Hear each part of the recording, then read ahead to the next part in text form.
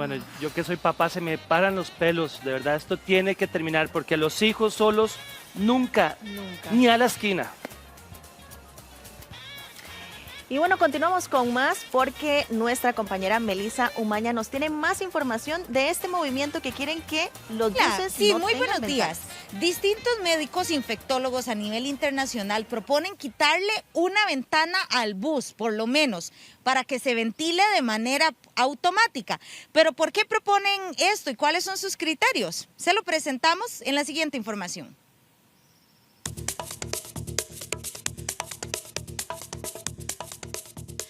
En distintos países del mundo continúan las segundas o terceras olas del coronavirus.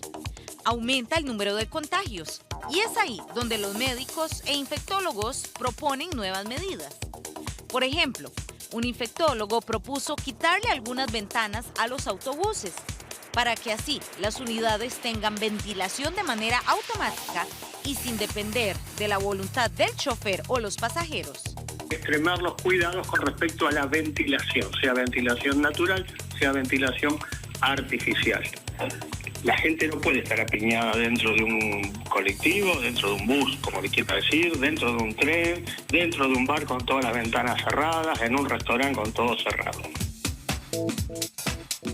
En Costa Rica se realizan por día más de 2 millones de viajes de autobús. La opción de viajar sin algunas ventanas a algunos les parece y a otros no tanto. Pues sí habría que tomar medidas, pero no creo que quitar una ventana sea lo ideal porque y si llueve todo el mundo se moja, ¿verdad? No, realmente es complicado, ¿verdad? Porque se supone que una de las condiciones o que mejora el tema del virus es precisamente que haya ventilación en los espacios. Efectivamente no me había puesto a pensar lo complicado que llega a ser eso. Sí, yo creo que una alternativa podría ser ventilar de alguna forma los buses y sobre todo mantener los aforos, porque algunos buses no lo están cumpliendo, ¿verdad?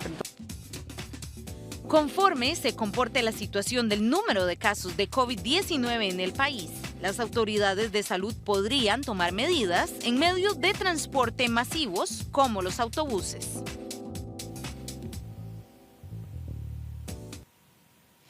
¿Se podría implementar esta medida en los autobuses de aquí del país?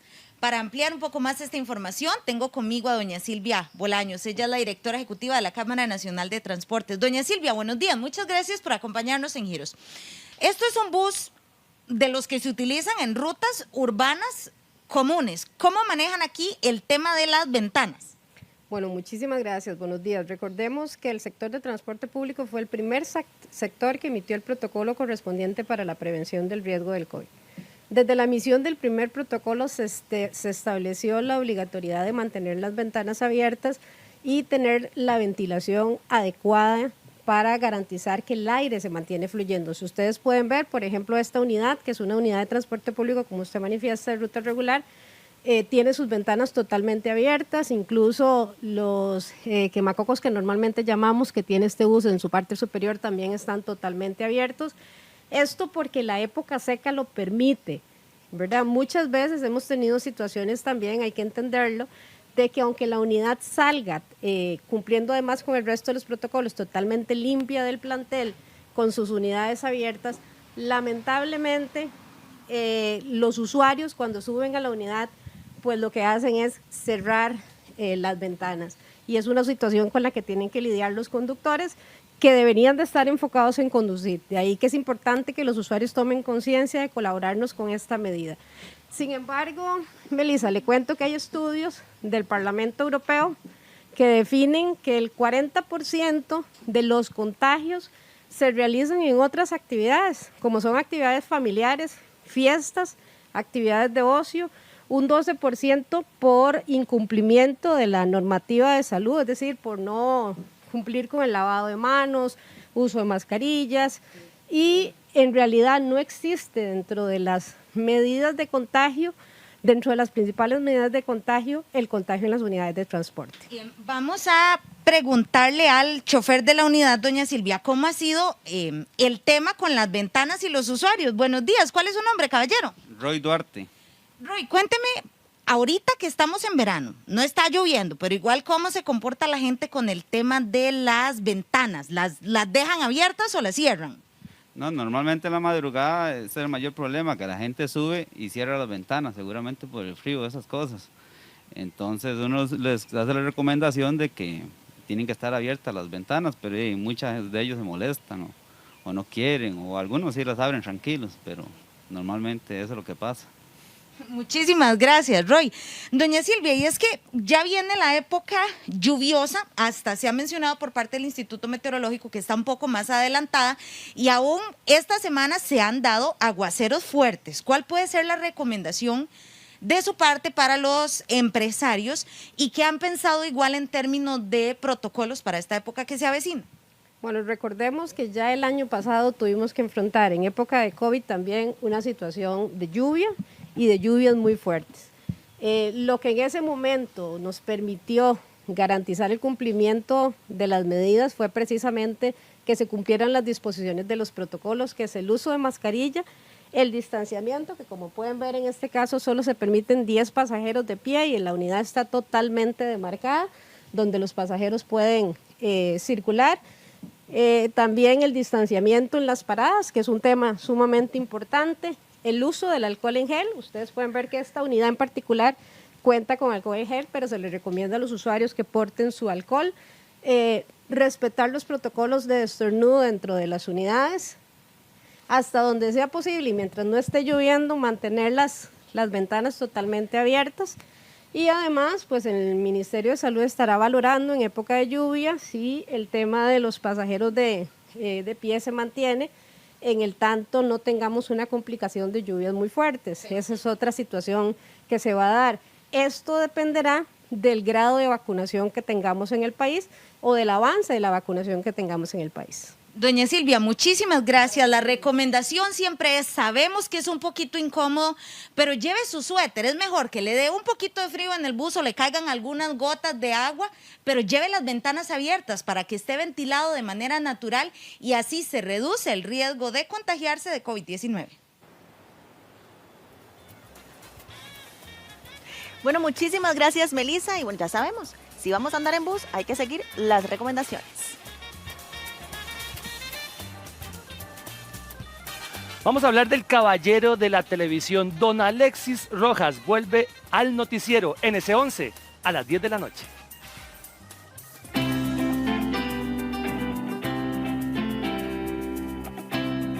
Con casi 40 años de carrera periodística, regresa a su casa, a Canal 11, uno de los comunicadores más reconocidos y una figura de credibilidad a nivel nacional, Alexis Rojas.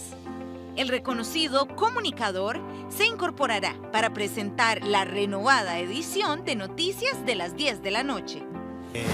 Me siento como emocionado, realmente es como un reto volver después de un tiempo de 1 año y 3 meses precisamente, que yo me retiré acá del canal. Siempre la espinita de las noticias, de la información, de estar allí presente, de ser protagonista realmente de las cosas, siempre está ahí en uno.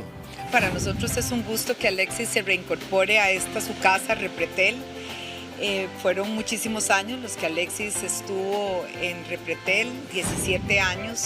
Lo que queremos es que él se involucre, digamos, un poquito más interpretando y dándole a la gente una visión más que una visión, dándole a la gente un contexto de lo que está pasando en Costa Rica y el mundo, cómo esos hechos afectan al ciudadano.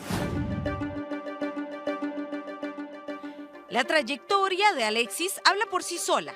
Audaz reportero, presentador y director del noticiero de NC11, donde estuvo vinculado por más de 17 años.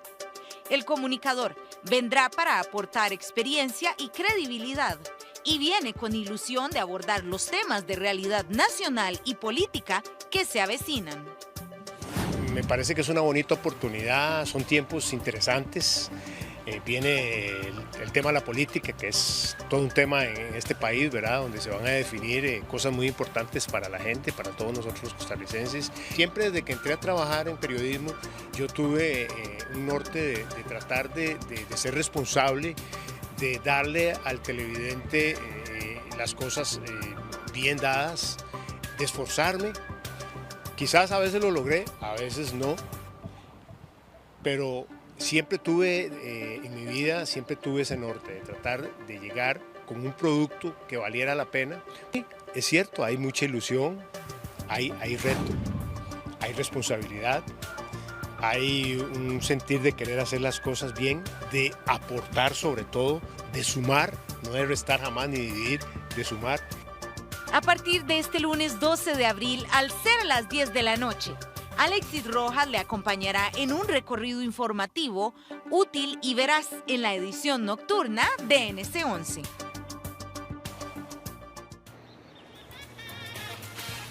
Y don Alexis, bienvenido a Repretel, su casa. Bueno, se muere José José y los hermanos se pelean, todo el mundo quiere la plata y esto parece una novela mexicana. Ay, así es, Ítalo, y es que no solamente con el tema de los...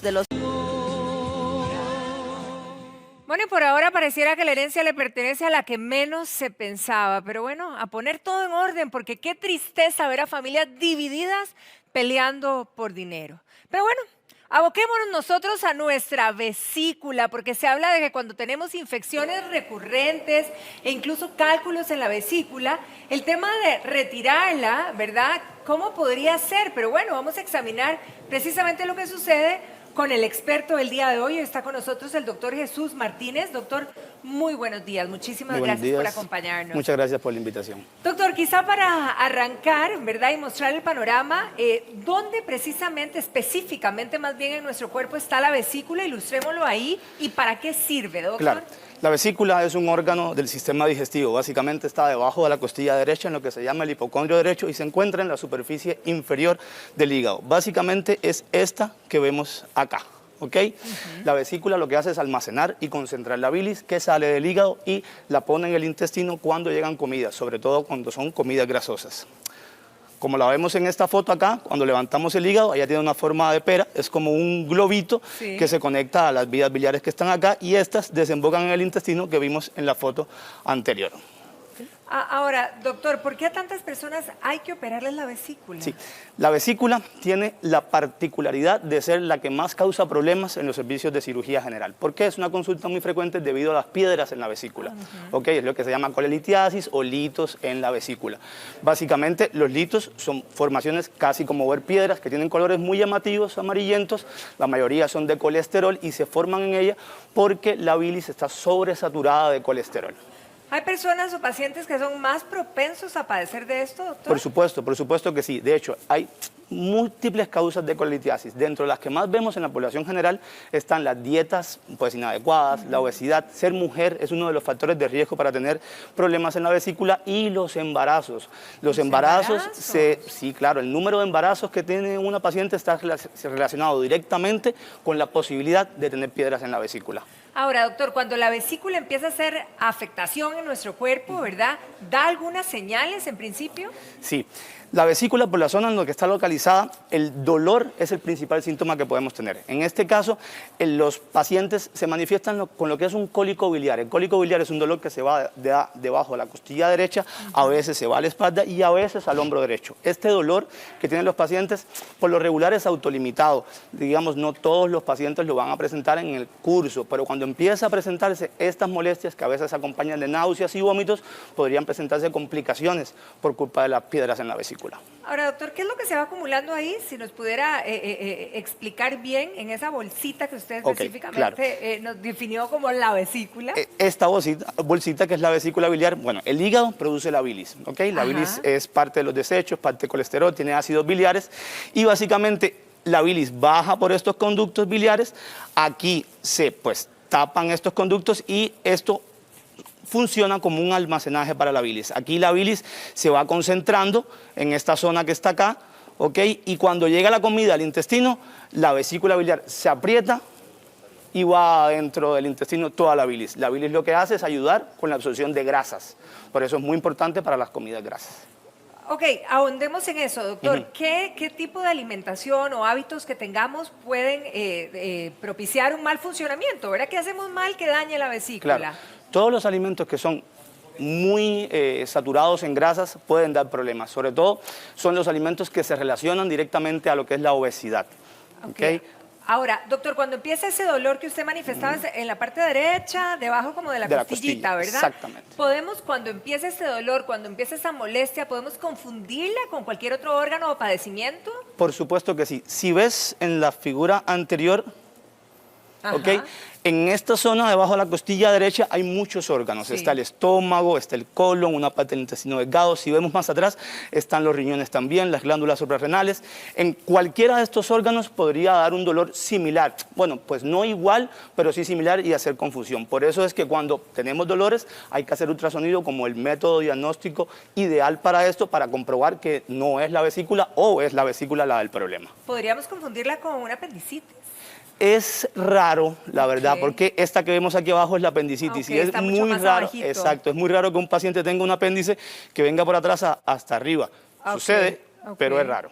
Ok, ahora doctor, si tenemos problemas, por ejemplo, hablábamos de los cálculos, ¿en qué momento, digamos, se decide sacar la vesícula o previo podemos eliminar los cálculos con tratamientos? Ok, no existe tratamiento médico que elimine los cálculos de la vesícula biliar. O sea, hay que sacarla. Exacto, el tratamiento de la vesícula cuando tiene piedras ya es una enfermedad de que ella no se mueve bien, de que la bilis está sobresaturada, entonces hay que quitar la vesícula biliar. No sacamos los cálculos de la vesícula, sacamos la vesícula entera. La vesícula entera, exactamente. Ok, ¿todos somos candidatos para sacar la vesícula? Mira, cuando hay síntomas, los pacientes se complican de un 3 a un 5% por año. ¿Okay? Una vez que empezaron los síntomas y ya se hizo el diagnóstico, el paciente tiene indicación de cirugía de la vesícula, ¿okay? Que es lo que se llama la colecistectomía. Ahora, doctor, explíquenos un poquito cómo es el procedimiento de la cirugía de la vesícula, claro, por favor. Dame un segundo nada más para borrar acá. Okay. No, usted maneja perfecto este coso, doctor. Ok, básicamente lo que hacemos para la cirugía de la vesícula es una cirugía pues mayor porque precisa anestesia general, pero es ambulatoria, o sea, usted entra al hospital y a las horas ya está en su casa. Y el estándar mundial es la colecistectomía por laparoscopía. La laparoscopía es mínima invasión, que son heridas muy pequeñas con pinzas muy largas por las cuales agarramos la vesícula, la disecamos de la superficie del hígado y la quitamos. Básicamente, ¿qué hacemos? Hacemos una incisión de 1 centímetro en lo que es el ombligo, ¿ok? Una incisión de 1 centímetro en lo que es la boca del estómago y 2 incisiones pequeñas a este lado de 5 milímetros cada una. Con una cámara muy larga, ¿ok? Vemos la vesícula adentro. Usamos un aire especial para dentro del abdomen, digamos, distenderlo. Claro. Y con pinzas muy largas nos venimos hacia la vesícula y la sostenemos, ¿ok? Cuando sostenemos la vesícula acá, lo que hacemos básicamente es clipar este conducto, que es el conducto cístico. Esto se pone en unas grapitas. De hecho, una paciente hace poco me preguntó si las grapas se quedaban ahí. Son unas grapas de un material inerte que no hacen ningún problema y se quedan y no pasa nada. No suenan los detectores de metales. ¿Ok? Y normalmente, después de hacer este grapado de la vesícula, disecamos todo esto, ¿okay? Todo lo que es el borde, y la sacamos por una bolsita. ¿Ok? Entonces, básicamente, el paciente queda con estas pequeñas incisiones nada más en el ombligo, aquí, acá y acá. Que son como una uñita. Que casi siempre se desaparecen con el paso del tiempo al mínimo. Doctor, tenemos unas imágenes que vamos a ir viéndolas precisamente del procedimiento, que me encantaría que usted nos lo vaya describiendo mientras lo vemos ahí en pantalla. Bueno, aquí vemos los artefactos, ¿verdad? Se llaman trócares de laparoscopía, que son por los cuales metemos las pinzas de laparoscopía para poder llegar al abdomen y a los órganos interabdominales. Estos disminuyen la fricción. ¿Ves? Esta manguerita que está llegando ahí en ese momento es lo que ayuda a pasar el CO2, que es dióxido de carbono, para insuflar el aire que usted comentaba. Exacto, para insuflar el abdomen, ¿ok? Ahí están pasando lo que se llama la cámara y vamos a ver cómo la visión del conducto cístico. Evidentemente en el paciente esto es distinto, ¿verdad? Hay más grasa, hay que hacer disección y todo. Esa es la bolsita verde, es la misma vesícula, es la vesícula. Doctor? Esos son las grapas que se ponen en el conducto cístico y ahí es como se corta. Después de disecarla toda, se extrae en una bolsa por uno de los conductos y así queda, como ven ahí. Increíble. Queda grapadito nada más la zona y no hay vesícula. ¿Cuánto dura la más. cirugía, doctor? Normalmente son unos 45 minutos, es una cirugía muy rápida. Ok, después de salir de cirugía, bueno, me imagino que hay que recuperarse de la anestesia, que es general, que Exactamente. usted bien lo comentaba. ¿Cuánto tiempo después estamos full recuperados? Full recuperado se refiere en la casa o... En la casa, ok. exacto, ya saliendo del A los hospital. 15 días el paciente está con muy buen estado general. Normalmente hay pacientes que incluso a los 7 días ya quieren ir a trabajar sin ningún tipo de problema. Ok. Entonces es una cirugía con una muy buena recuperación gracias a la laparoscopía, por supuesto. Ahora, cuando a uno le retiran un órgano, ¿verdad? La pregunta es, bueno, ¿cambia mi estilo de vida? ¿Cambia mi alimentación? ¿Tengo algo menos en mi organismo que de alguna manera tenía su función, verdad? Por supuesto, por supuesto. Ok, ¿qué es lo que pasa? Usualmente los pacientes pueden seguir su vida normal. En cuanto a movilidad, ejercicios, peso, no hay ningún tipo de problema, pueden seguir perfectos. Pero tienen la problemática de que en algunos casos, los primeros meses después de la cirugía, pueden tener diarreas posoperatorias. Ok. ¿Qué es lo que pasa? Las comidas grasas son lo que estimulan la producción, bueno, la producción no, el desencadenamiento de la bilis por la vesícula. Entonces, a veces algunos pacientes pueden tener como alborotada la secreción de bilis en el intestino. Esto, en la mayoría de los casos, cuando pasa el tiempo, se desaparece, ¿ok? Que es uno de los problemas mayores. Los primeros días después de la cirugía, los pacientes pueden comer de todo. Hay muchos que dicen que a ciertas comidas les enconan las heridas y esto no sucede. Porque la mayoría de los pacientes no les pasa nada, ¿ok? Pero si el paciente tuviera algún problema, entonces se le pide que baje un poco las grasas en las comidas los primeros días para que estuviera bien. Pero en la mayoría de los casos, pues no hay mayor dificultad. No hay mayor dificultad. Vamos a repasar algunos de los puntos que usted nos está comentando, doctor, y me encantaría que por favor usted me ayudara. Ahí el tema de vivir sin vesícula, que es la pregunta que se hacen muchos en casita. Ok, sí. A largo plazo, no como alimentos altos en grasa, la mayoría de los pacientes no van a tener ningún tipo de problema con esta Van a parte. poder seguir comiéndose Van ya a poder- los... Ok. Ya, pues es recomendable que todos, para tener un estilo de vida saludable, Sí, no sí, comamos exacto. alto en grasa, Exacto. básicamente. Pero, digamos, quitar la vesícula en la mayor parte de los pacientes no tiene ningún tipo de problema. ¿Ok?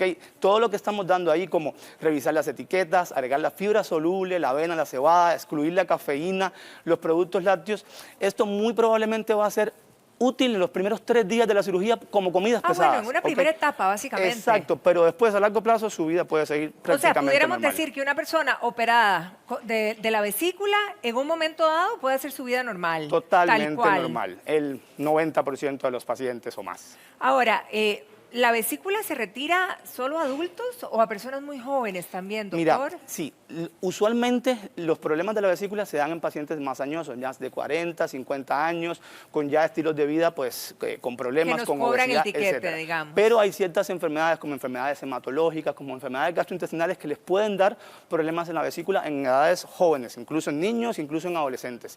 El único tratamiento que hay para esto es la colecistectomía. Si hay que hacerla, porque ya empezaron los síntomas y pueden suscitar complicaciones posteriores, pues Hay que no queda de hacerla. otra.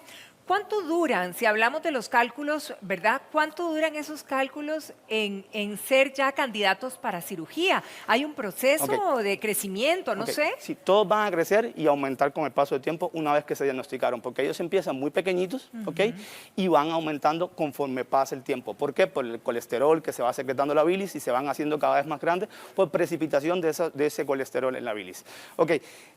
Una vez que el paciente tiene síntomas, ¿ok? Que ya me dolió aquí, me hice un ultrasonido, salieron las piedras, hay que operarlo en algún momento. No le voy a decir que es una cirugía de emergencia, que tiene que salir corriendo a operarse. Puede ser programada, Pues, con exacto, calma. es programada y electiva, no hay que salir corriendo. Hablábamos de infecciones repetitivas. ¿Las infecciones también propician una operación de la vesícula? Es una oración que no está muy bien, porque una infección Sí. es indicación de cirugía urgente. Ok, bueno, que el cuadro ya Entonces, sería diferente. repetitivo, ya pasó el tiempo, ya hay que operarlo ya. Ok, al ya paciente. debió haber sido operado, Exactamente. perfecto. Ahora, doctor, en el caso de las diarreas, examinemos este tema.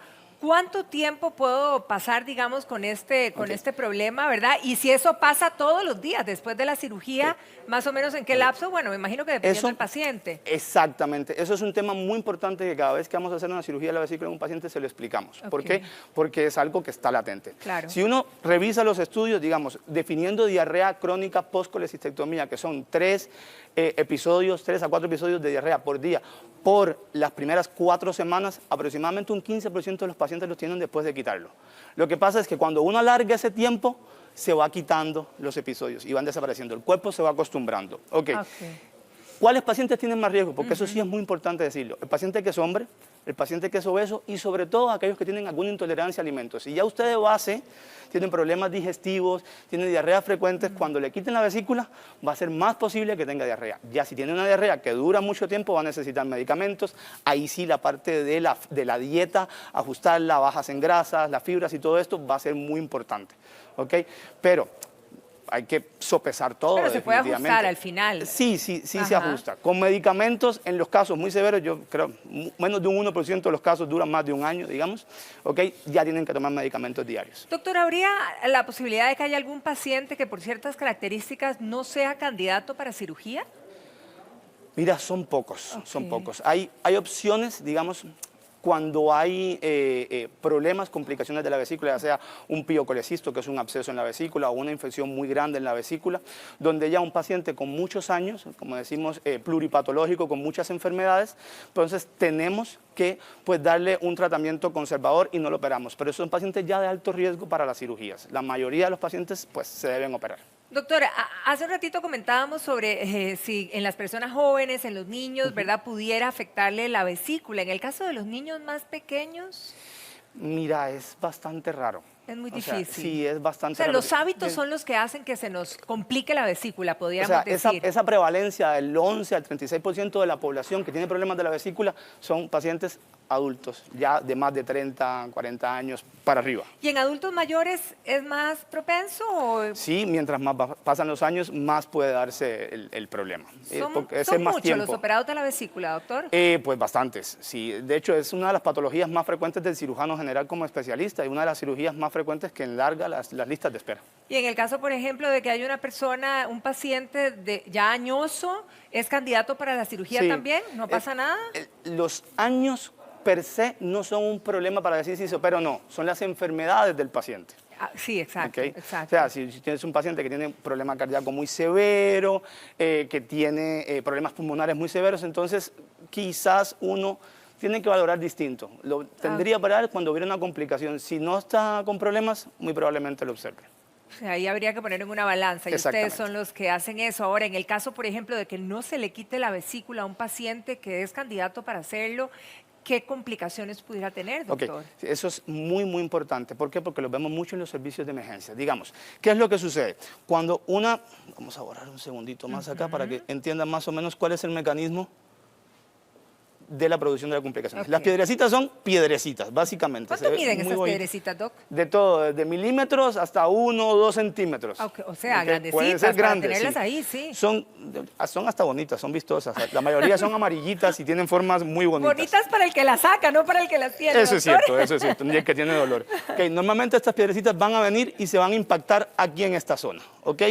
Esto es lo que da principalmente el cólico biliar. El cólico biliar es el dolor que empieza y se desaparece en 1 a 5 horas aproximadamente, porque la piedra llega y se vuelve a salir.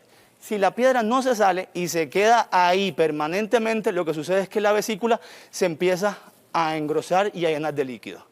Cada vez se engruesa más y aquí empieza más dolor. Esto se llama colecistitis aguda porque las paredes se empiezan a poner cada vez más gruesas. Al principio no hay infección porque la bilis normalmente es estéril, pero por la cercanía del intestino unas bacterias se pueden meter aquí adentro. Y cuando las bacterias se meten aquí adentro, esto es un cultivo para ellas, les encanta, Entonces hacen una fiesta de infección aquí adentro. Entonces la vesícula puede tener lo que es un absceso, que ya es infección con aire y todo, e incluso perforarse. Eso le iba a decir, abrirse y contaminarnos. Se abre y da una peritonitis, es una cirugía grande, de urgencia, y el paciente tiene muy mal estado general.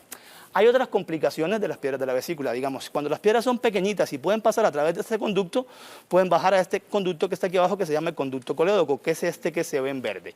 Cuando las piedras pasan en esta zona, uno de los problemas principales es que la bilis no baja del hígado, entonces el hígado pues no funciona bien y da lo que se llama ictericia, que es la coloración amarillenta de las escleras y la piel, Esto es una complicación de ellas que ameritará la cirugía de la vesícula, pero amerita otros procedimientos para sacar estas piedras. También las piedrecitas pueden pasar hacia abajo y en esta zona de acá pegado a estos conductos está una glándula muy importante que es el páncreas. Uy, ¿Ok? sí. Y si la piedra pasa por acá e irrita los conductos pancreáticos, da una pancreatitis, que puede ser Una pancreatitis muy pudiera leve, provocarlo. puede ser muy leve o incluso severa, ¿ok? Y de hecho es una de las complicaciones que vemos muy frecuentemente, aparte de las inflamaciones de la vesícula biliar por las piedras. ¿Okay? Excelente, doctor. De verdad que muchísimas gracias por explicarnos todo este panorama. Nos queda clarísimo y creo que aprendimos muchísimo sobre la vesícula el día de hoy. Doctor Martínez, muchísimas gracias. Para servirle. Que pase un feliz día, doctor. Igualmente, Bueno, feliz fin de igualmente. semana. Muchas gracias, igualmente.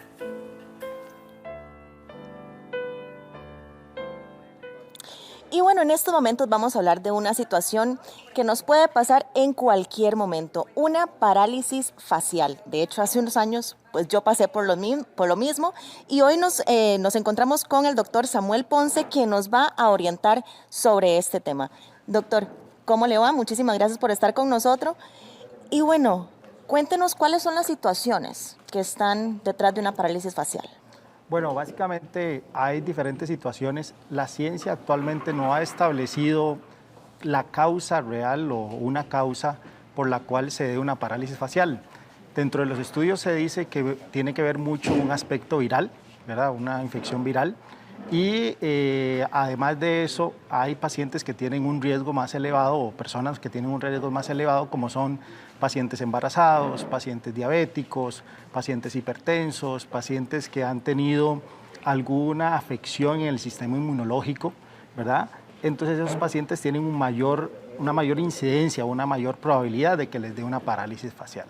¿Y qué es realmente lo que le sucede al rostro? O sea, ¿por qué? ¿Qué es lo que pasa realmente?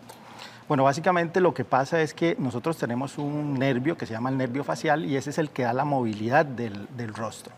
Se inflama, la razón es la que acabamos de decir, ¿verdad? Puede ser una infección o puede ser alguna otra situación especial y lo que sucede es que se pierde fuerza en los músculos del rostro.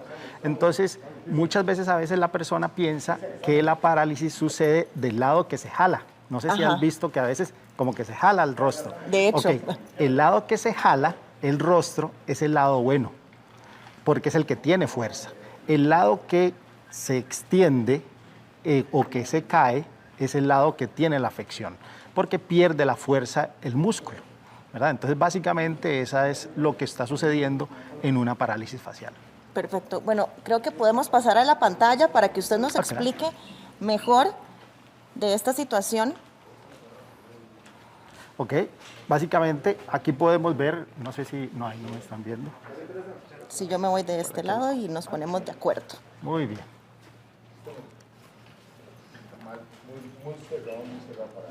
Ok, básicamente lo que tenemos este nervio, si lo logramos ver aquí, este es el nervio facial y es el que nos va a dar la movilidad y es el que da la inervación, es decir, la que manda la señal a los músculos para que haya movimiento.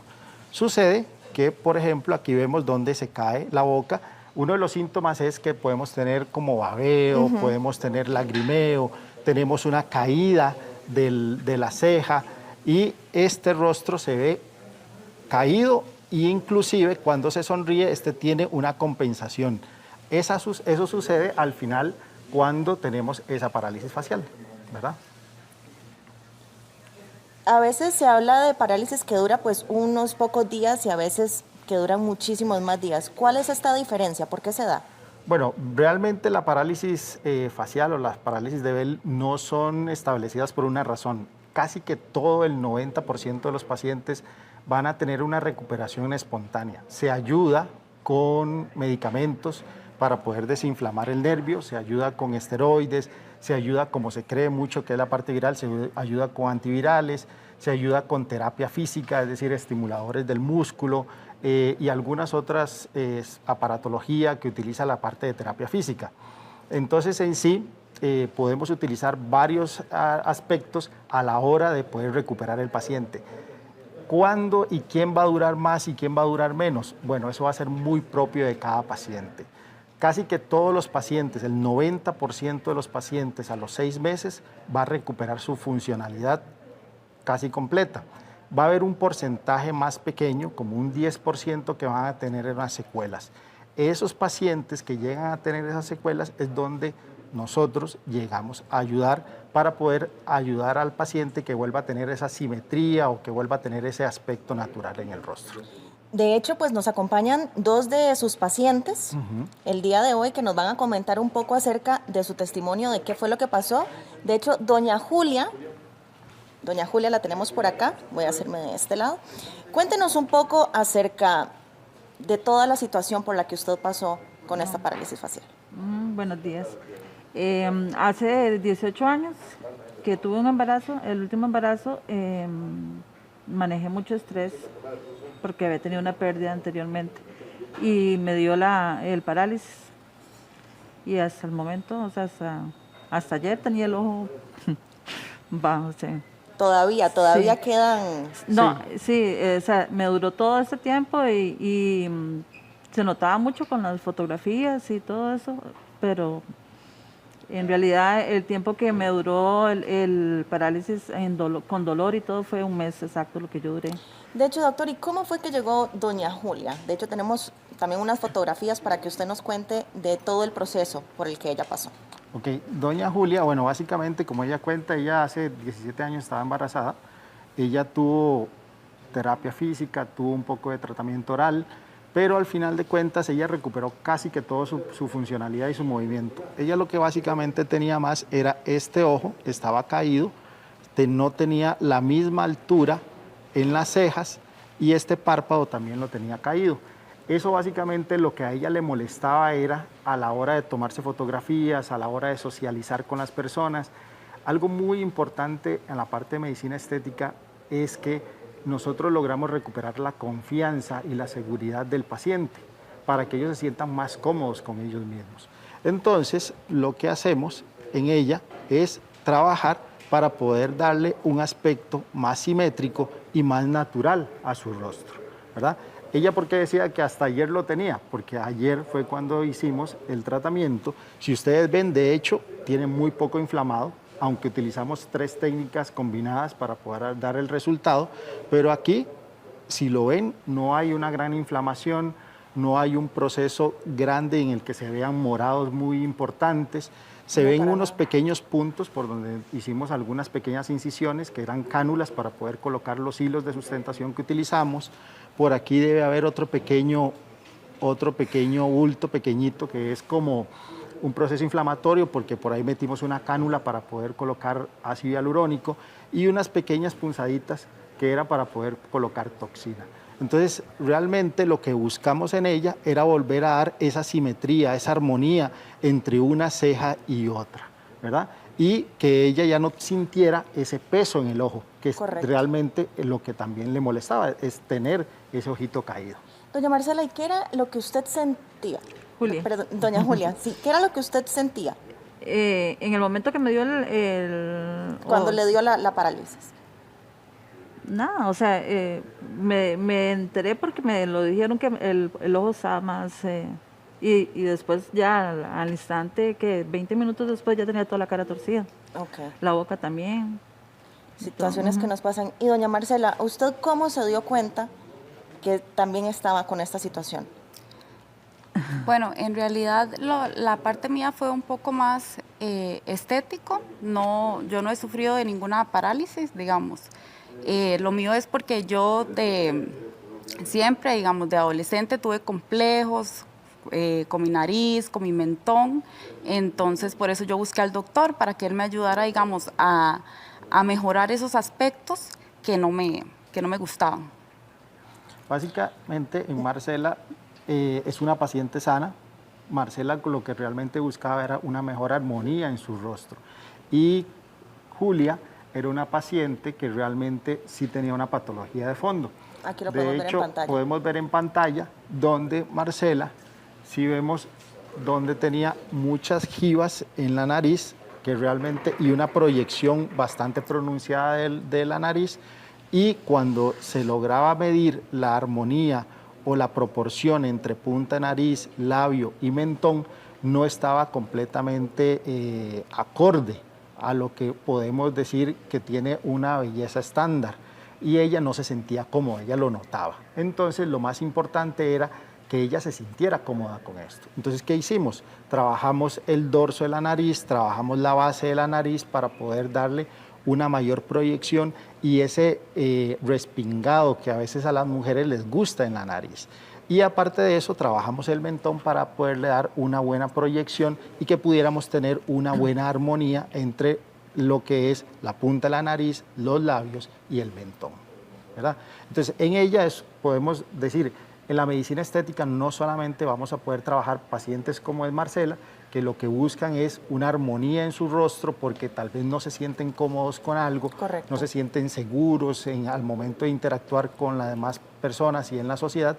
Y también podemos trabajar pacientes que han tenido alguna patología de fondo, como pudo haber sido una parálisis facial, como pudo haber sido algún accidente, como pudo haber sido algún problema de nacimiento que haya tenido el paciente, ¿verdad? Entonces, tenemos la combinación en que al final de cuentas la medicina estética lo que va a ayudar es a recuperar esa confianza en el paciente, esa naturalidad y esa armonía en el rostro del paciente, ¿verdad? Completamente de acuerdo con usted, doctor. Muchísimas gracias por su tiempo. Doña Marcela, doña Silvia también, muchísimas gracias. Ítalo, vamos con vos. Gracias, Tere. Y el masajeador de cabeza no solo le va a brindar placer, sino también estimula la circulación y le va a decir adiós a ese estrés. Vamos a ver diferentes masajeadores que le van a ayudar montones. De la mano de Gravin Céspedes, bienvenido, doctor. Muchas gracias, buenos días. Ahora, si hablamos de esto, no da placer también, pero también va a ser muchísimo más, doctor. Sí, exactamente. Ese masajeador de cabeza lo que va a producir es un estímulo en el cuero cabelludo, lo cual va a producir en las terminaciones libres una excitación y un alivio al dolor y bajar un poquito el estrés. ¿Cómo realmente sería la técnica para ver cómo se hace y por cuánto tiempo ya para ir bajando, verdad? Ajá, para explicar la técnica, voy a hacerlo aquí con el amigo. Sencillamente son 12 brazos largos, el cual estimula movimientos ascendentes y descendentes, exactamente. Él cubre todo lo que es el cuero cabelludo y lo que son los piloceptores, y también lo que forma es una parte esencial para bajar el estrés y un estímulo de alivio. Ahora, doctor, pasamos la cabeza, pero a uno no se le sube el gorilas en los hombros, de ese dolor de hombros, de cuello. ¿Cómo me lo masajeo, doctor? Tenemos también un masajeador que es manual, el cual podemos obtenerlo acá. Propiamente es un automasaje que se realiza para descargas manuales y musculares. Para lo que son músculos fuertes, digamos, ya que ella realiza ejercicio, puede producirlo ella sola. De adelante para atrás. De adelante para atrás, exactamente. Lo presiona, exactamente. Hace una digitopresión en la parte de los músculos del cuello, los extensores, y esto forma un alivio total. Doctor, ¿cuánta presión? Porque si uno le mete mucho, más bien se exactamente, puede... eso depende mucho también del paciente con el que se vaya a trabajar. Exactamente, si es un adulto mayor, la presión tiene que ser mínima, nada más para que sienta el estímulo sensorial y lo que se sienta sea alivio.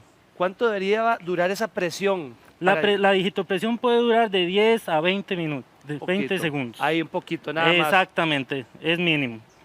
Ahora, muchas personas acuden a los vibradores, doctor, ¿verdad? Ya sean cobijas, hay un montón de presentaciones, pero ¿realmente sirve esto? A la hora de trabajar, los masajeadores con vibración, esos utilizamos más que todo es para el relajamiento muscular, alivio al dolor y la disminución del estrés. También podemos combinarlo con técnicas manuales terapéuticas y estiramientos, que eso puede formar un grupo de ejercicios en una sola sesión. Que va de la mano. Por ejemplo, doctor, cuénteme, porque esto vibra, ¿verdad? Claro, y también es ajustable. A ver, ajústelo en la parte con nuestra del cuello, compañera, doc.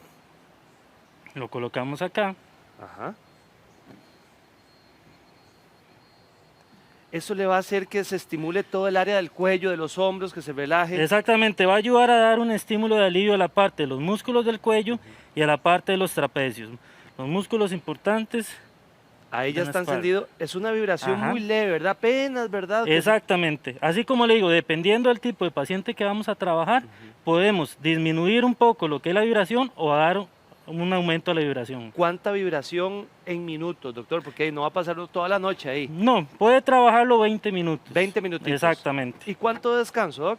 De descanso puede ser 3 sesiones, que lo puede hacer en la mañana, puede hacerlo en la tarde y puede hacerlo en la noche. Caminemos con este porque tenemos varios que usted trajo y varias propuestas que si yo pongo aquí a bailar, dice uno, esta es una vibración, ¿verdad? Más fuerte, doctor. Este es un vibrador totalmente para puntos localizados. Vamos por acá con el compañero. Los famosos puntos gatillos o las contracturas musculares que siempre tenemos. ¿Cómo duele eso, doctor? Al día a día, lo colocamos acá. Masajes totalmente que sean de 10 a 15 minutos, a 20 se puede trabajar. De la parte terapéutica, digamos normalmente uno lo puede utilizar 30 minutos para dar un mayor tiempo de relajación. Doctor, ¿primero es un masaje y después la vibración o primero la vibración y después el masaje? Podemos trabajar primero la vibración totalmente con el aparato y luego podemos trabajarlo manual para bajar un poco lo que es el tono muscular y dar una mejor estimulación. Doctor, esta yo no la vi venir. Esto es calentito como un chineíto. Cuénteme esto, ¿qué es lo nuevo de esto? Esto lo nuevo es una almohada térmica. Eso lo podemos colocar en la parte de lo que es cuello y espalda. Ahí.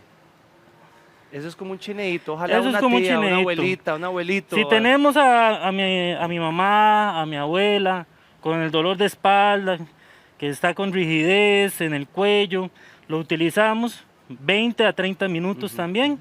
Eso es una temperatura agradable, el cual no produce ninguna quemadura. Doctor, ¿vale también la compresita tibiecita? Esta compresita, por cierto, tiene una característica importante. Se puede calentar en microondas, suelta un olor a menta, el cual le hace un alivio totalmente al dolor. Doctor, muchísimas gracias. Muchas gracias a ustedes. Vamos a ir a las noticias de cada hora, pero mi señora y mi señor familia, hay buenas noticias con la Lotería Nacional y aquí se lo vamos a contar. ¡Ahí platica!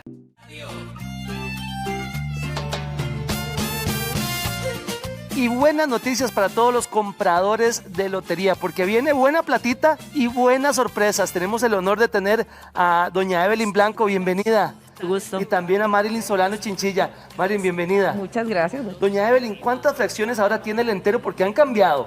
Sí, precisamente a raíz de la situación que vivimos desde hace un año con este tema de la pandemia, pues la institución se ha venido renovando y mejorando acciones y parte de eso son los cambios en la Lotería Nacional, que ahora venimos con 5 fracciones. Antes teníamos un entero con 10, ahora son 5 fracciones. Entonces es parte de los cambios que estamos realizando. Ahora, ¿esto nada más aplica para los enteros de los domingos? Solo para los domingos. En este sorteo teníamos un premio mayor de 170 millones de colones, pero ahora va a pasar a 120, pero en 5 fracciones. Cuando antes me ganaba por una fracción 17 millones, ahora me voy a ganar 24 millones de colones. Con solo una inversión de 1.200 colones. Imagínese 27 millones con 1.200. 24 millones. ¡Uy, juepuchica! Sí. Ahora, ¿a partir de cuándo van a hacer estos cambios? Este es el primer sorteo que vamos a probar y se va a realizar este domingo 11 de abril. Sería el primer sorteo. Vamos a hacer un piloto por 2 meses para ver cómo nos va, cómo reacciona el consumidor y de luego lo podríamos mantener en todos los sorteos ordinarios de Lotería Nacional. Todo el mundo se está como frotando las manitas. ¿Cuánto ganaría por fracción entonces? 24 millones. 24 millones. Con una inversión de 1.200. Es increíble, es increíble. Doña Marilyn, ¿qué motiva a la Junta a estos cambios, verdad, Lotería Nacional? Buenas. Sí, efectivamente la Junta de Protección, como bien lo indicó también Evelyn, nosotros nos estamos innovando, pero la situación económica del país ha motivado que estemos nosotros en estos cambios y también respondiendo a las necesidades y a los gustos y preferencias de nuestros compradores, que hemos visto que hay muchos muy fieles, ¿verdad? Por aquí yo he visto muchos. Aquí, bueno, Chayo es... Sí, yo lo vi, que es súper fiel comprador nuestro y así como él hay un montón en nuestro país. Así que en honor a ello, pues hemos estado y por la situación económica. ¿Cuánto cuesta el entero? El entero para esta son 6.000 colones. 6.000. 6.000 colones porque el entero son 5 fracciones, cada fracción 1.200 y el entero 6.000. Ahora, ¿cómo estamos con los puntos de venta? Bueno, ustedes pueden encontrarlo en todo, bueno, ahora tenemos el canal de la web también, que ahí pueden encontrar más fácil, más a la exactamente, mano, pero también ustedes pueden en cualquier sitio del país, con los vendedores que ustedes tengan de preferencia, y solicitarles a ellos el billete de lotería. El famoso de confianza que le tira la cábala, ¿verdad? También. Exacto, sí. Ahora, estas raspaditas vienen, pero vienen llenitas de plata. Bueno, y esta es otra sorpresa, ¿verdad? Que traíamos hoy. Justamente salen a la venta, está el Tesoro de la Fortuna y los Colones de la Suerte. El premio, tenemos uno de 20 millones de colones y hay una serie de plan de premios, ¿verdad? Para estas raspas, ¿eh? Sí, hay varias denominaciones, pero el premio más importante es, por 500 colones puedo ganarme 20 millones de colones. Y estas raspas están saliendo hoy al mercado precisamente, es la novedad de hoy. ¿Cómo estamos con el tema del acumulado? Que todo el mundo dice, bendito acumulado, que se venga ya. Bueno, ese tema del acumulado, tenemos sorpresas porque se hizo bastantes estudios y análisis técnicos aquí en la gerencia de comercialización, pero esa sorpresa la tenemos. Yo sé que les va a encantar y fue también como respuesta a las solicitudes de nuestros compradores tan fieles que tenemos, y ese acumulado trae sorpresas. Muy pronto van a ver. Ustedes traen bandidillas, ¿verdad? Yo creo que esto va a estar bastante jugoso. Sí, y es que ustedes pasan innovando, ¿verdad? Tienen muchísimos productos en el mercado. Sí, hay que estar respondiendo a las necesidades del mercado y hay que reinventarse con esta situación pues, que nos llevó hace un año. Hace un año la Junta estaba precisamente en decisiones de suspender sorteos y hemos poco a poco regresado a esa normalidad y también pues buscando qué otras alternativas le podemos dar a los jugadores. Y en el caso de los productos Nacional y Popular, pues estarlos mejorando. El acumulado está constantemente en revisión, ¿verdad? Y esos son parte de los cambios que vamos a comunicar oportunamente. Y es que con la Junta, usted no solo juega los domingos, usted juega todos los días. Tiene muchas opciones a la mano. Sí. Exacto. Son sorteos diarios. Nosotros tenemos sorteos todos los días y los de Nacional y Popular, el domingo es el de la Nacional y los chances que se juegan los martes y los viernes. ¿Cuáles son los otros juegos que tenemos aparte de la Lotería Nacional? Ok, tenemos los nuevos tiempos, ¿verdad? Tenemos el loto, que también es un juego de acumulado, y 3 monazos, ¿verdad? Que esos son los que se juegan de lunes a domingo. O sea, tenemos 2 sorteos diarios de esos. Esos 3 monazos no los suelte, porque Chayo dejó a jugar y salió los 3 monazos al día siguiente, ¿verdad? Sí. Exactamente. El que juega tiene que seguir jugando, porque para ganar hay que jugar. Así es. La Junta de Protección Social siempre se está innovando, ¿verdad? Y le voy a contar también el motivo por el cual nosotros estamos en esta constante lectura de las necesidades del mercado. Porque son 430 organizaciones que nosotros les damos estos recursos. En realidad, nuestra razón de existir es las organizaciones sociales y aquellas personas que están en vulnerabilidad social. Eso es lo más importante. ¿Cómo va el tema de las apuestas con los equipos de fútbol? Bueno, ese es un proyecto que precisamente es un proceso que dimos inicio. El 16 de marzo se dio una apertura y precisamente el día lunes se llevó a cabo lo que fue el proceso de recepción de ofertas y el análisis de las mismas. Recibimos 5 ofertas que en este momento están siendo analizadas en la institución y como vamos llevando a cabo el proceso, vamos a estar comunicando cuál es el resultado. Doña Evelyn, doña Marilyn, les agradezco mucho y para ganar hay que jugar. Exactamente. Muchas gracias. Gracias por el espacio. Y gracias por su visita. Gracias a ustedes. Gracias. Bueno, y hablemos nosotros de la caída del cabello, porque esta se puede controlar y detener gracias a la tecnología. Son técnicas diversas que incluso utilizan el láser para poder ayudarle.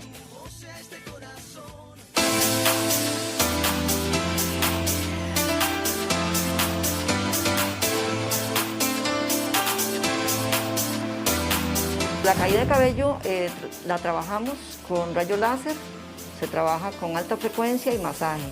Los objetivos siempre van a ser producir un incremento del flujo sanguíneo a nivel de la raíz del cabello y el oxígeno que se necesita en esa raíz para que el cabello crezca sano. El alta frecuencia, iniciamos con ella, eso lo que hace es ayudar a corregir todo lo que el mal funcionamiento de las glándulas sebáceas y cuando hay una gran producción de sebo, entonces la trabajamos con alta frecuencia inicialmente para ayudarnos a preparar el camino para la aplicación del láser. Y esa es bactericida, bacteriostática, trabaja donde hay hongos, donde hay bacterias, etc. Y continuamos con el láser.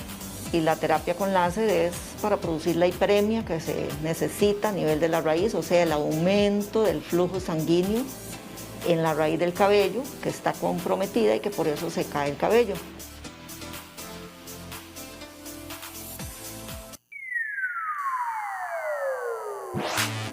La sangre tiene los nutrientes que necesita la raíz y cuando hay caída de cabello o cuando el cabello simplemente está muy débil, no crece rápido, está muy delgado, está muy poroso, etc., es porque hay muy poca cantidad de sangre que está llegando a la raíz del cabello. Entonces se compromete todos esos elementos y el láser lo que va a hacer es estabilizar.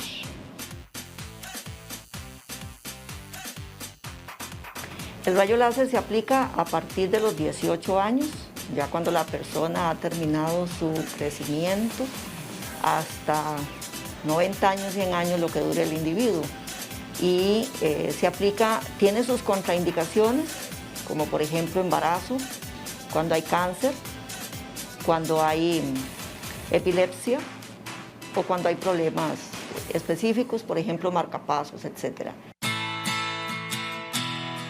Cuando notemos que hay una pérdida de cabello abundante, ya sea en el baño, que queda en la almohada, cuando nos cepillamos el cabello seco, cuando el cabello ya empieza a tener cambios en la estructura, lo que es brillo, textura, grosor, espesor, cuando aquella cola que usted se hacía ya tiene que hacerse otra vuelta porque el cabello está más delgado o ha perdido y usted no se ha dado cuenta, cuando nota que hay espacios sin cabello, entradas, por ejemplo, o cabello muy finito en la entrada, o que ya el cabello hace falta, por ejemplo, cuando hay alopecias areatas. La terapia con láser no duele. Hay muchas personas que le tienen un poco de temor solo con el hecho de ver la luz o que digan que es láser, pero es una terapia muy relajante. Usted más bien llega a relajarse a la cabina, no llega a estresarse, no siente dolor de ningún tipo y más bien pues es algo que disfruta muchísimo.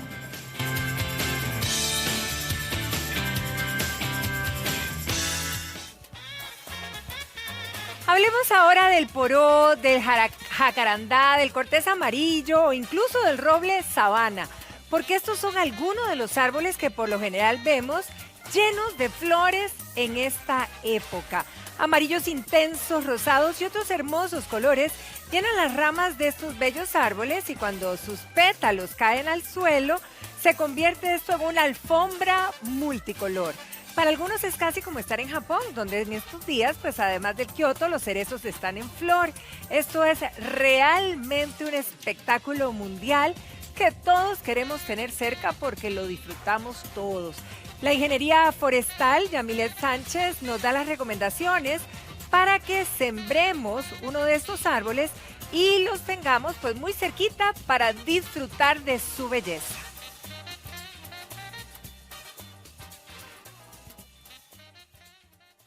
Tenemos atrás mío los famosos robles sabanas, que son uno de los árboles más llamativos acá en el Valle Central. Este árbol, además del cortés amarilla, el jacaranda, el laurel, son los que la gente más reconoce. Ellos tienen precisamente esa característica, que las semillas son muy abundantes y son muy fáciles de reproducir. Lo que sí hay que tener cuidado es que no se pueden sembrar en aceras, cerca de instalaciones porque pueden dañarlas. La gracia es que ellos puedan tener su copa bien amplia, que puedan desarrollar una buena floración. Si no, es mejor utilizar especies más pequeñas. Aquí hemos tenido experiencias con árboles, por ejemplo, cortés amarilla, que en año y medio ya está floreando. El roble sabana dura un poquito más, unos 4 o 5 años para florear. Pero el corteza, que es uno de los que la gente más busca por su color amarillo, este florea muy rápido. Entonces, nada más es tener un poquito de paciencia. Y entre más lo cuide uno al árbol, el árbol va a desarrollarse mejor y va a florear en menos tiempo.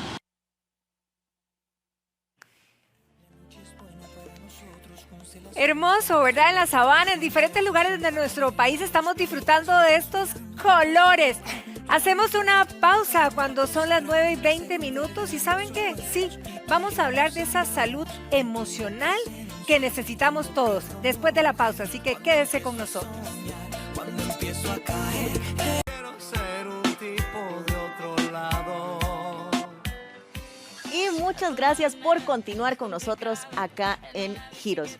Y bueno, vamos a hablar de algo que a todos nos ha afectado a lo largo de este año y medio y ha sido la pandemia y cómo ha afectado nuestra salud emocional. Es por eso que hoy nos acompaña la psicóloga Susana Quesada. Susana, muchísimas gracias por estar el día de hoy acá con nosotros. A ustedes por la invitación, muy amables. Susana, cuéntanos, en todo este año y medio que hemos tenido de pandemia, podemos decir que ha sido un agotamiento emocional y hasta un trauma por lo que nosotros hemos pasado por toda esta situación de pandemia. Claro, y es que no solamente ha sido lo que nos ha generado emocionalmente, sino las experiencias traumáticas que vivimos porque hemos vivido pérdidas. Al inicio de la pandemia, lo primero que perdimos fue nuestro estilo de vida y la rutina que traíamos. Ese cambio nos generó todo un trastorno a nivel de nuestro sistema nervioso, emocional. Además hemos tenido pérdidas laborales, económicas y también de amigos, familiares, humanas, y eso definitivamente nos ha generado un efecto traumático. Podemos incluso decir que hay casos que han experimentado choques postraumáticos y en este momento todavía están lidiando con eso y asimilando las pérdidas que se han experimentado. Ya, bueno, tenemos un año y medio de todas estas vivencias. ¿Cuál ha sido para usted la parte que ha visto lo que hemos sufrido? A lo largo de lo que hemos sufrido, ¿cuáles han sido las acciones más frecuentes? Ok, conductas, por ejemplo, como trastornos de ansiedad que nunca se habían experimentado, personas que nunca las habían vivido y están empezando a vivirlas, crisis de pánico, crisis depresivas, una ausencia por la esperanza, sí, ¿verdad? Y una pérdida de la esperanza, y también conductas como irritabilidad, poca tolerancia, también se ha experimentado en estos días. Últimamente es lo que los pacientes más me comentan, y enfermedades psicosomáticas, migrañas, gastritis, colitis, queda un detrimento en el estado físico también de nuestra salud importante. Para usted, ¿cuáles han sido como las válvulas de escape que los diferentes pacientes o las diferentes personas han tomado ante la situación? Claro, incluso podríamos hablar de las negativas y de las positivas recomendadas también por nosotros, los profesionales en salud. Algunas opciones en las que se han incurrido negativamente, por ejemplo, el año pasado, a mitad de la pandemia, la Organización Mundial de la Salud nos daba estadísticas del incremento en la ingesta de alcohol en Latinoamérica. Entonces, eso fue uno de los efectos, por decirlo así, negativos de la pandemia. ¿Por qué? Porque las personas estaban buscando el alcohol como un ansiolítico, ¿verdad? O un sedante, por ejemplo. Otra cosa fue el incremento en las horas laborales, o lo que decimos la adicción al trabajo o cayendo en el workaholic, por ejemplo. Entonces, eso se llama sublimación, es un mecanismo de defensa. Para no estar viendo la amenaza que estábamos viviendo, entonces me enfoco en algo que tal vez pueda controlar, como el trabajo. Y muchas personas reportaban exceso de horas laborales, pero porque las buscaban, y más que estaban en teletrabajo, entonces terminaban a largas horas de trabajo, y eso también les traía efectos nocivos para su salud, ¿verdad? Recomendaciones o válvulas de escape positivas, podríamos decir, ¿verdad? El practicar ejercicios, personas que tal vez no lo hacían, una rutina importante en su casa, o tenían la costumbre de hacerlo fuera de su casa y tal vez no podían salir a inicios de la pandemia el año pasado, entonces el crear una rutina de ejercicios en su casa. O hobbies y algo que los entretuviera, que les generara incluso vida, como jardinería, ¿verdad? O incluso traer una mascota, porque antes no se estaba tanto en la casa como ahora, sí. Y entonces poder tener una mascota en la casa, eso también nos ayudó bastante. Y el tema pareja, ajá, estar 24/7 con tu pareja, ¿cuál ha sido esta repercusión? Sí, ha traído conflictos y diferencias que no se habían experimentado. Casos, por ejemplo, donde el esposo y la esposa están en teletrabajo y tal vez uno demanda del otro, hey, ¿por qué no vas descongelando tal para el almuerzo? Y entonces me decía una esposa, pero yo no tengo tiempo, yo estoy trabajando, ¿verdad? Y antes eso no lo vivían. ¿Quién va a hacer la comida? ¿O quién se va a encargar de los hijos? Otra queja que escuchaba era las mamás diciendo, es que tal vez mis hijos no le importan tanto a mi esposo porque no les pone atención, ¿verdad? Y yo les hacía énfasis, es que está trabajando. Y entonces esta confusión de que tengo que estar siendo papá y trabajadora al mismo tiempo y no puedo estar en las dos cosas a la vez, traía diferencias y conflictos que nunca se habían experimentado. Y se presentan hoy al día algunas personas con crisis de ansiedad, depresión, estrés. por todas estas situaciones y también los niños. Sí, por supuesto. Nosotros somos el referente de nuestros hijos. Ellos van a percibir lo que nosotros sentimos y cómo nos estamos conduciendo.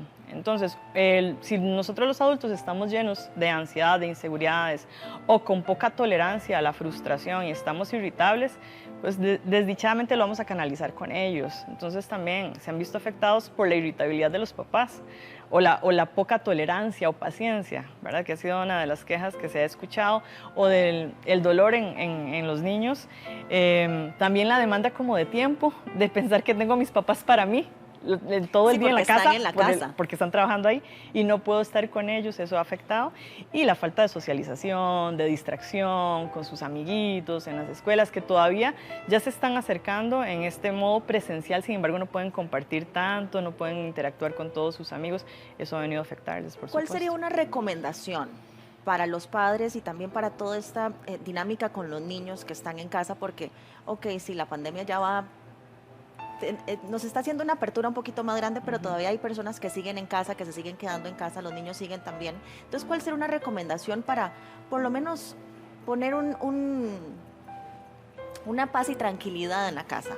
Sí, de alguna forma que sea manejable, ¿verdad? Exacto. A los niños les da mucha seguridad la rutina. Entonces, algo que hay que establecer es una muy buena rutina aunque estén en casa.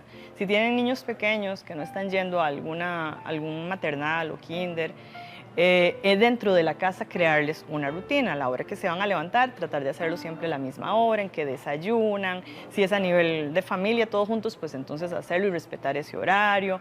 No hacerlo en horarios diferentes porque eso les genera inseguridad a los niños. También, si los dos están en teletrabajo, una recomendación es que busquen ayuda de alguien que les pueda cuidar a los hijos o a donde ellos puedan llevarlos. ¿Por qué? Por esta sensación de que tengo a mis papás pero no los tengo. O también la frustración de nosotros los padres de que no puedo hacerme cargo de ellos porque tengo que estar trabajando y me están pidiendo atención. ¿O alguna modificación en los horarios para que pueda estar uno y el otro trabajando y el otro en casa? Si es accesible, pues sí. Si uno puede hacerse cargo en mediodía, en la mañana, y otro en la tarde, pues sería maravilloso, ¿verdad? Pero si no pueden, entonces buscar ayuda. Buscar ayuda.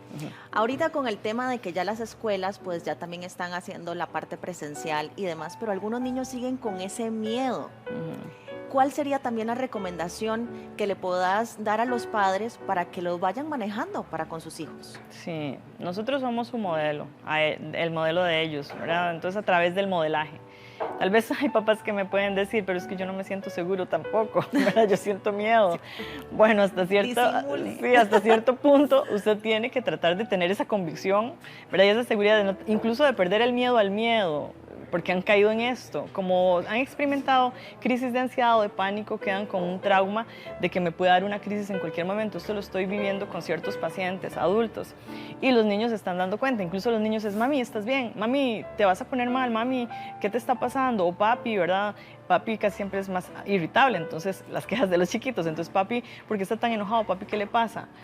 Ok, entonces nosotros somos un modelo, tenemos que tratar también de sernos responsables de nuestra sintomatología y de lo que nos está pasando. Y si yo como adulto no he recibido ayuda, pues buscar ayuda también para poder manejar mis emociones y poder darle seguridad a ellos.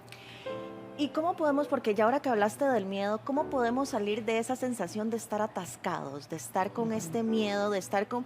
¿Qué hacer con ese miedo? ¿Cómo lo podemos, por lo menos... analizar un poco, canalizarlo un poco? ¿Qué podemos controlarlo. hacer? Controlarlo. Ok, la técnica a nivel mental o cognitiva es tratar de diferenciar lo que es real de lo irreal o lo racional de lo irracional. A ver, pensamientos racionales versus pensamientos irracionales. Los temores están fundamentados en suposiciones. ¿Y si se me vuelve a morir alguien? ¿Y si me da el COVID? ¿Y si yo me muero? ¿Y si me voy a quedar sin trabajo? ¿Y si? Son supuestos. Entonces, necesito aprender a manejar ese tipo de pensamientos. ¿En este momento estás perdiendo tu trabajo? No. Entonces, no trate de generarse ansiedad por algo que no está sucediendo. Exacto. O que usted espera que va a suceder. Es reforzar pensamientos racionales y pensamientos reales. En este momento tengo mi trabajo, o en este momento estoy saludable, o en este momento estoy seguro. Refuerce eso, no los supuestos de lo que no está pasando, porque yo mismo me estoy disparando angustia. Hay momentos en que nuestra cabeza es nuestro peor enemigo y hasta llegan los ataques de pánico. Claro. ¿Cómo podemos manejar un ataque de pánico o para nosotros o para algún familiar que lo esté pasando en ese preciso momento? Muy buena ¿Cómo lo podemos pregunta. manejar? Sí, gracias por hacerla, porque muchas personas que sí están necesitados de esta directriz, ¿verdad? O de algún SOS, ya sea a sí mismos o con alguien. Si yo estoy sufriendo de crisis de pánico, necesito buscar ayuda. Hay pacientes que necesitan psicotrópicos, medicamentos que les tienen que regular, porque químicamente hay un trastorno cuando uno sufre ansiedad. Entonces se me dispara mucho la producción de adrenalina. Necesito o quemar la adrenalina y tratar de controlarla, o una ayuda farmacológica para disminuir la producción de adrenalina, o un medicamento para poder producir serotonina y que me sienta un poco mejor y más estable, con mayor concentración. Bueno, entonces, si necesito buscar ayuda farmacológica, hacerlo. En psiquiatría, ¿verdad? Muchas personas le tienen miedo, pero a veces es necesario. O una terapia psicológica. Si yo tengo un familiar que padece de crisis de pánico, hay una técnica muy buena. Y es que cuando uno está en la crisis, uno se desconecta de la realidad. Entonces yo les aconsejaría que hagan lo siguiente. A esa persona, indíquele primero como que conecte sus sentidos. ¿Qué estás viendo en este momento? Busca algo que puedas ver, ese cuadro. Ok. ¿Qué estás escuchando? Estoy escuchando pájaros, el aire acondicionado, no sé, lo que sea. ¿Qué estás oliendo? Busca un olor. Entonces, que busque un olor. Esto hace que la persona vuelva como a poner los pies en la realidad sobre la tierra y se vuelva a conectar con él mismo o con ella misma. Es una técnica que ayuda, de ayudarlos como a conectar con los sentidos. Toque algo, qué textura es, o incluso, fíjese, aquí estoy yo, y abrazar a esa persona o tocar a esa persona, estimularle el tacto. Ayuda bastante esta técnica. Realmente son cosas que nos pueden pasar a todos. Hablamos de los niños, ahora venimos con los adultos mayores. Sí. ¿Cómo han vivido nuestros abuelitos y los adultos mayores ante esta situación? Tus pacientes, ¿qué han pasado? Sí, también se han visto afectados. Ellos tenían su rutina. Y tenían una rutina, incluso también muchos de ellos fuera de la casa, en centros diurnos donde les daban estimulación, estimulación física con ejercicios, o estimulación cognitiva con ejercicios mentales, o socializando con otros contemporáneos, ¿verdad? De su misma edad. Con la pandemia se vinieron a encerrar a sus casas, y sus hijos, y si viven con sus hijos y sus hijos adultos están en teletrabajo, entonces estaban sufriendo como cierto abandono. No es para que los hijos nos sintamos culpables, pero es inevitable, están trabajando y el adulto mayor se queda como desocupado. ¿Y ahora qué hago? ¿Verdad? O muchos adultos que recibían cursos, ¿verdad? En nuestras municipalidades les daban cursos y los entretenían, los ocupaban, y dejaron de recibirlos. Eso también les vino a afectar. Entonces, a ver, si tenemos un adulto mayor en la casa, la idea es como buscarles algo, ocuparlos con algo, ponerles alguna mini tarea o algún hobby para que ellos puedan sentirse funcionales, se puedan distraer con algo, o incluso buscarles asistencia también en ejercicios físicos, porque sus músculos también se atrofian, y eso es importante tenerlo en cuenta. Y es que también hay que tomar en cuenta, hay muchos adultos mayores que siempre están activos y que se levantan temprano y que ya querían hacer, entonces también, o sea, ya decís que es hacerles pequeñas tareas en la casa para que se mantengan ocupados. Claro, sí, esa es la idea. Y bueno, ¿qué más podríamos ante esta situación? Porque también ellos pueden sentir un poquito de depresión, ellos pueden sentirse un poco mal. ¿Qué otra, si manifiestan un miedo acerca de que ellos no quieren recibir a personas porque les da miedo toda esta situación, ¿cómo lo podemos manejar también nosotros como familia? Ok. Sí, para acomodarnos un poco con ellos y también poder sacarlos, ir a visitarlos y quitarles un poquito el miedo que ellos están manejando. Sí, bueno, si como hijo no tengo las herramientas, tengo que buscarlas. ¿Verdad? Puedo buscar a alguna persona, un especialista que me asista. Nosotros en la profesión de psicología tenemos psicólogos enfocados en el adulto mayor y podemos darles técnicas. A veces también ellos necesitan desahogarse con alguien que no los juzgue o los regañe, ¿verdad? O si sienten con el temor de preocupar a sus hijos también, de decirles lo que sienten. Entonces buscar a alguien con quien ellos puedan desahogarse o compartir es importante, pueden hacerlo. Si no tienen los medios, entonces el sacar un espacio para escucharlo, para poder tener como un tiempo de calidad ¿verdad? Con su papá o con su mamá, eso es importante. Sacar ese espacio y dedicarle ese espacio, tener la atención, que puedan recibir la atención, se puedan sentir atendidos emocionalmente, sería maravilloso. Y bueno, para nosotras las mujeres, esto ha sido también, bueno, ha sido para todos, pero ¿cuál ha sido las secuelas para nosotros todo este tiempo de lo que estamos viviendo hoy día? Ok. En nosotras, en nuestro caso, las que tenían un patrono y tenían su trabajo fuera de la casa y ahora están trabajando dentro de la casa y además están sus hijos pueden demandar más de ellas. Eso ha venido a generar un caos inmenso emocionalmente, ¿verdad? Hay una alteración emocional a la cual no estaban preparadas. Hay casos que me decían, es que yo antes era más fácil, me desconectaba y salía, ¿verdad? Y listo. Tiempo. Sí, y es mi tiempo, y ahora no tengo tiempo. Entonces, sí, la necesidad de buscar un tiempo dentro de lo que sea posible sería maravilloso. Ahora, la otra población de mujeres que eran emprendedoras o que son emprendedoras y por la cuarentena, al encerrarse, perdieron clientes o perdieron también su negocio, esto ha venido a afectar mucho. En la actualidad lo ideal es que busquen nuevamente retomar el emprendimiento o un nuevo emprendimiento, pero hacer algo que las pueda sentir ocupadas, funcionales, porque esto disparó con inseguridad, también con desánimo, la ausencia de esperanza que te decía antes, que tal vez con tanta carga y tanta estrés y tanta presión uno siente que ya no da más, que es frases de las que escucho, y de repente es como que quiero dejar todo botado, como decimos popularmente los ticos, y no, es también que puedan darse cuenta o sepan que tienen las posibilidades y la esperanza de volver a empezar un nuevo estilo de vida, un nuevo emprendimiento, o incluso no se cargue y no lo haga todo usted, busque ayuda de alguien más, como les decía antes, si necesito pues hacer un esfuerzo y traer a alguien que me pueda ayudar con los chicos, tendría que hacerlo por mi salud. Exacto, por tu salud. Y Susana, nos hemos vuelto más temerosos, más vulnerables con nuestra autoestima. Sí, sí, claro. Como aparecieron síntomas que no teníamos, entonces hay personas que me han reportado, es que siempre fui así. Y yo no me había dado cuenta, siempre había sido ansiosa, o era depresivo, y yo no lo había notado. No, son crisis de ansiedad y crisis depresivas, pero estos síntomas nos hacen dudar de nosotros mismos y nos han afectado la autoestima. Entonces la idea es como diferenciar. Cuando yo les digo, no, usted no es depresivo, usted no es ansioso, ha sido una crisis, es como, oh, qué dicha, eso me da mucha paz, por supuesto, esto usted no lo define. Esto que está pasando a usted no lo define. Es algo circunstancial que tiene que pasar e incluso que nos hace aprender nuevas habilidades que no teníamos para poder sobrellevar todos estos nuevos síntomas y experiencias a las que nos expusimos. Entonces, de alguna forma, como dicen popularmente, nos hace más fuertes o nos puede hacer más fuertes. Sí, nos puede hacer más fuertes. Susana, de verdad te agradezco muchísimo por este espacio. Creo que ya también en la casa pues las personas se quedan un poquito más tranquilas y una vez más, muchas gracias. A ustedes, gracias, un placer. Y bueno, continuamos con mucho más.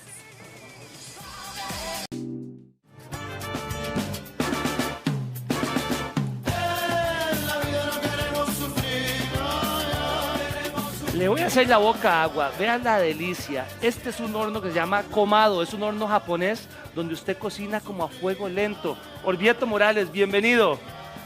Bienvenido, está camado. Explíquenos un poquito, más o menos, cómo se cocina en este camado. Este camado es un horno refractario de fibra cerámica que lo que mantiene es uniforme el calor, no tiene ningún componente de acero inoxidable. Podés hacerla ahumado, podés freír, podés parrillar, como en este caso que tenemos en el otro. Y también preparamos hoy una pizza que ya voy a sacar para Saquemos de una... Esto es cerámica, don Orvieto. Cerámica refractaria. Es un componente que resiste el calor, mantiene el calor, refracta el calor. Ve esta pizza, por ejemplo. No, vea la delicia. ¿Cuánto duró cocinando esta pizzita? Esta puede durar, haber tardado unos 15, 20 minutos. Lo importante es el crunch. Aquí, cuando vayamos a partir, por ejemplo, vamos a partir acá. Sí. Vea cómo cruje esa pastita, ¿verdad? Está totalmente cocinada, el crujiente, como decís, Ítalo. Es un calor muy homogéneo, ¿verdad? Lo mantiene siempre parejo, tiene la ventaja de que podés controlar la temperatura por varias ventilas que hay. Si vos te das cuenta, esto es una cápsula completa refractaria de pura cerámica. ¿Y cómo pesa? Ahora, ¿cuánto carbón? ¿Qué tipo de carbón? Y es abajo, ¿verdad? Sí, se lo pone. Tiene que ser abajo y es carbón natural, no puedes usar ningún otro tipo de combustión. El carbón se conserva con el ladrillo refractario o con la cerámica refractaria y por medio de las ventilas que tiene acá, Ítalo, si cerramos con cuidado acá, vos podés regular acá ahí regulamos la temperatura. Bueno, pero vamos a la parrilla porque usted tiene otra delicia aquí. Este es más pequeño, ¿verdad? Más compacto, Es más pequeño, Orvieto. correcto. Esto es un horno más pequeñito. Hombre, en vea la este delicia que nos tenemos tiene. a unos pinchos, porque como podés parrillar, podés meter varias cosas al mismo tiempo. Aquí tenemos unos pinchos de camarón con atún y piña. Ay, ay, ay. Los vamos a poner para acá y vamos a sacar estos cortes de carne, con permiso por aquí. ¿Este qué tipo Esto es corte un cowboy. Esto es un cowboy steak.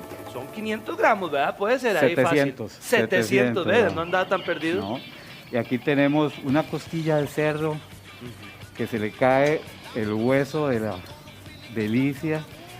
Si hablamos un poquito de este horno, es muy práctico, ¿verdad? Pero no es muy común en este país, Orvieto. No, es muy versátil, primero por varias cosas. Podés hacer muchas cosas al mismo tiempo. Tenés parrilla, tenés ahumador, tenés también la posibilidad de hacer pizzas, paella. El sábado hice una paella en este horno.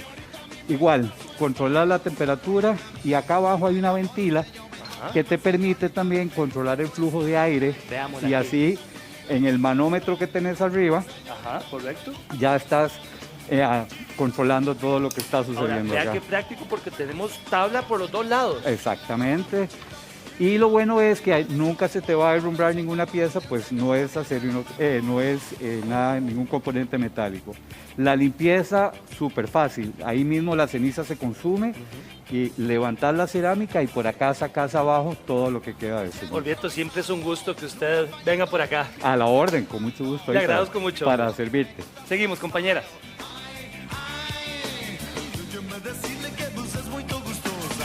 Que ella buscaba trajes de baño así exactamente a la medida, pero no encontró ninguno que le quedara como ella quería.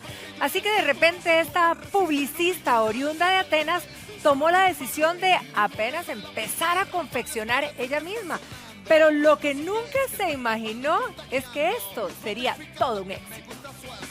Dove Dermaclarant, la solución para axilas con tono uniforme. Dove, reducción de manchas en las axilas, comprobada. Te presenta Las Mujeres Nos Comunicamos. Mi nombre es Vanessa Mora, soy publicista, mamá y emprendedora de diseños Piel Canela. Todo inició con un traje de baño para mí que no había y que yo dije, yo lo quiero así, asá, ¿verdad? Y no lo logré conseguir. Nosotros hicimos uno para nosotros, para mí, para mi hermana, le hice otro en su momento y lo publicamos y la gente nos empezó a preguntar.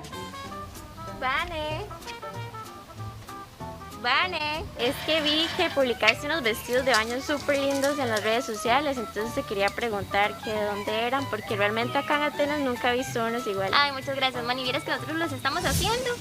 No sabíamos absolutamente nada, nos empezamos a confeccionar y perfeccionar. Entonces tengo el apoyo de dos mujeres que me han apoyado desde un inicio. Entonces junto con ellas tenemos ahora este emprendimiento de diseños Piel Canela. Ahora no solamente hacemos trajes de baño, sino hacemos pantalonetas, ropa deportiva, ropa para niños. Hacemos, digamos, por ejemplo, a las mujeres que son talla M arriba y small abajo, se les puede hacer el entero para que les quede bien. Pues a mí la verdad me encantan porque lo hacen sentir a uno hermosa. Además la admiro demasiado a ella como mujer, o sea, ella se multiplica, tiene muchas cosas, tiene una bebé hermosa, por cierto. Y entonces sí, realmente estoy muy contenta con los vestidos de baño, con las telas totalmente reversibles, si así lo desea la clienta, como pueden ver acá. Tenemos diferentes opciones, manejamos una cantidad de telas estampadas limitadas para que los estampados no se repitan por clienta. Bueno, nos llamamos Piel Canela porque mi papá es músico y a aquellas clientes que quieran escuchar un pedacito de esa canción, les damos el paquete y se van con un pedacito de la canción de Piel Canela.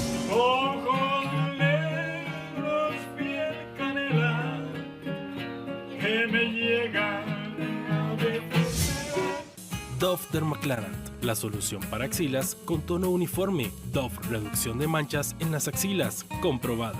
Te presentó Las Mujeres Nos Comunicamos.